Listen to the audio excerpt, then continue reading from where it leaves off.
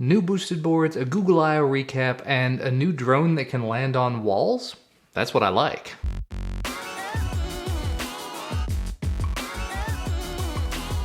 Yes, as I mentioned in the intro, Google I/O was this week. I probably should have done all of this right after Google I/O wrapped up, but I'm running a little behind this week, so you'll have to give me a little leeway there. So, some of the cool things I saw from that: Chrome OS is about to get the ability to run Android apps as well as the Google Play Store. So basically, this thing that I've been talking about for many, many years, as well as a lot of other people, Chrome OS is going to be able to run these Android apps, meaning you've got this wonderful little mesh between a desktop class operating system, sort of, and a mobile operating system on a device with a keyboard, sometimes with a touchscreen. What I've seen coming out of a couple of websites so far is that this could potentially kill the tablet. Basically, if you've got a device that's in the 10 to 12 inch range, potentially with a touchscreen and a keyboard that can run Chrome and do all of the Chrome related web things, but then also do everything that your tablet can do, and you can get it done for less than $300, there's going to be a lot of people that will gravitate toward that instead of a high-end tablet. All this is going to start sometime in June, I believe. One way or the other, it's going to be rolling out over the course of the rest of the year to all of the Chrome OS devices that are of a certain generation. But like I said, you can get in on it right now. The ones that are going to be able to do it first and foremost start at about $270. I have had a Chromebook in the past and I wasn't hugely pleased with it because literally all you could do with it at the time was Chrome. But now that it's gaining a little bit more functionality, I'm super tempted to go ahead and dive right back in on that. They also unveiled some updates to Android Wear. Android Wear 2.0 is officially coming later this year. It's going to have standalone apps so you don't have to have your phone on you all the time, better battery life and smarter fitness apps, better messaging. There's actually going to be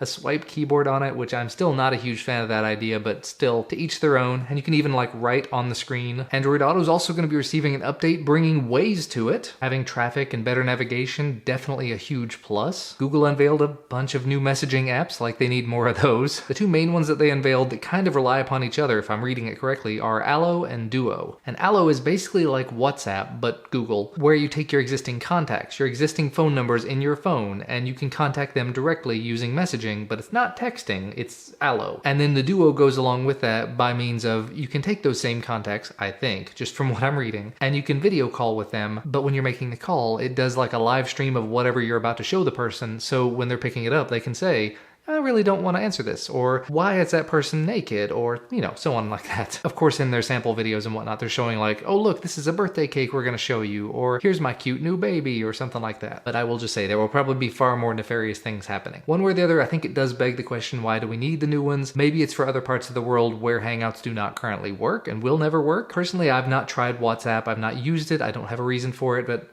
I'm sure there are lots of people that love it and use it daily, so maybe this is great for them. Google also announced Google Home. This is their competitor to Amazon Alexa, Amazon Echo. It's a funny looking, what looks like an oil diffuser speaker that's going to be a smart home assistant, and it can tie into all of your other smart home things, supposedly. If it's anything like Google Now, but smarter, I'm definitely a big fan of this idea, and I'm going to be on the lookout for it when it does become available. Google has also updated their own artificial intelligence assistant type thing, such that when you're talking to your phone, doing the OK Google Now, it's going to have a lot more context awareness, a lot more situational awareness. Supposedly, you'll be able to go to a place and you'll be standing in front of a museum, for example, and say, what museum is this? Or what is this place? And it'll tell you more about where you are. Just, again, a lot more contextual, situational awareness, which is great. And I'm sorry if I'm kind of rushing through these, but there's like 25 stories or something that I'm kind of cramming in here in a very short amount of time. Google also unveiled a bunch of VR stuff. The original thought was that they were just going to expand Android and make it an Android VR platform. They are kind of doing that. They're calling it Daydream. Daydream is Android-powered VR platform from Google. And to be honest, looking at just the still I'm seeing from it from The Verge, it looks an awful lot like Gear VR. Kind of mixed with Android launcher, kind of mixed with the HTC Vive, with the Steam VR launcher. But beyond that, it's actually a successor to Cardboard. So there's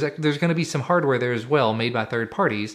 And they're going to be pairing up with third parties like HBO and Ubisoft and the NBA, a bunch of different companies to get this content filtered into Android VR. And really, that's the thing that will make or break it. If you don't have the content, it's not going to be worthwhile to anybody. They've also revealed the plans for what they want the VR headset and the motion controller to be like, so you don't just have the swipe like you've got on Gear VR, you've actually got a controller you interact with. And looking at the controller, it looks kind of like the Amazon Fire TV controller, but I think it's a touchpad instead of buttons. Still, I'm very excited about it, but of course there's no real information on pricing or availability or anything. Speaking of VR though, Disney has put out an app where all of their VR experiences, all of their movie-related VR stuff is now all in one app, so if you're interested in any of that, link down below. And sticking in that same VR 360 camera type thing, NVIDIA's introduced something they're calling Ansel. And I'll admit, I haven't read this article as thoroughly as I would like, but they're making it sound like it's a camera, but I think it's an in-game camera. It says in-game photography. So basically you're in a game, you're running around, you're playing World of Warcraft, for example,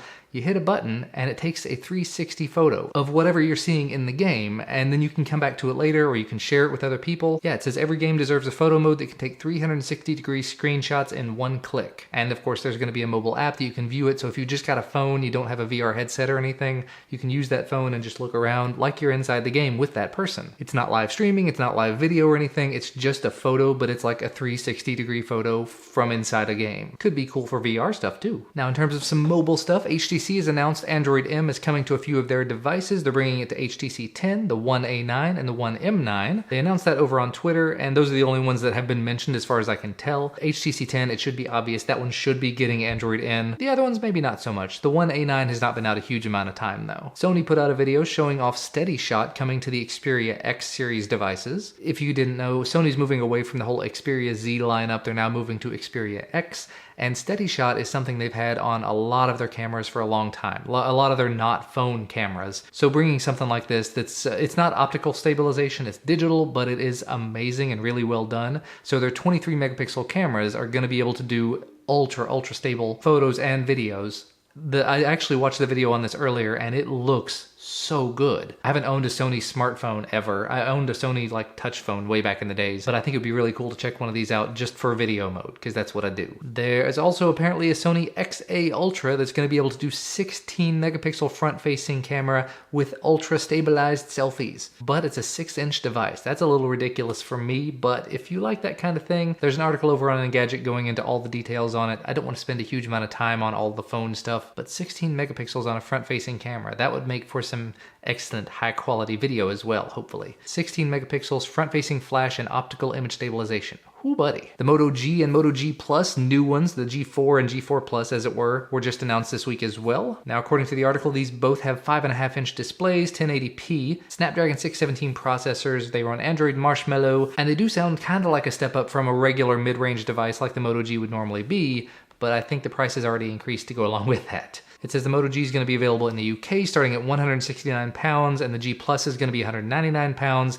That does make it a little bit more expensive than it was previously, if I remember correctly, but 3,000 milliamp hour batteries, that's flagship range in terms of the batteries. And the RAM can be either 2 or 4 gigs. 4 gigs of RAM, 3,000 milliamp hour battery, and up to 64 gigs of storage. The processor is really the limiting factor there. Now, as I mentioned in the intro, Boosted has upgraded their electric skateboard lineup. Now they are water resistant and they have longer range options. I have not been able to justify the price of a Boosted board myself yet, but after watching so many Casey Neistat vlogs where he is just tooling around town on them, need it, want it, cannot justify it, I would kill myself on it. Amazon has updated their Alexa smart voice assistant to give you more control over your Fire TV devices. It says here now that it can launch apps, it can play selections from Amazon Video as well as your add-on subscriptions, browse local movie times, it can search your local business listings, it can play Kindle books, it can play YouTube videos in 4K. I mean, there's lots of fun stuff on here. Amazon has also released an updated dash button. I think I've talked about this in the past. The dash button is a little $5 gadget that you basically push the button and it orders something for you on Amazon. Well, the hacker community at large basically grabbed that and said, we can do other stuff with this. And they started intercepting the web calls and making them do other things.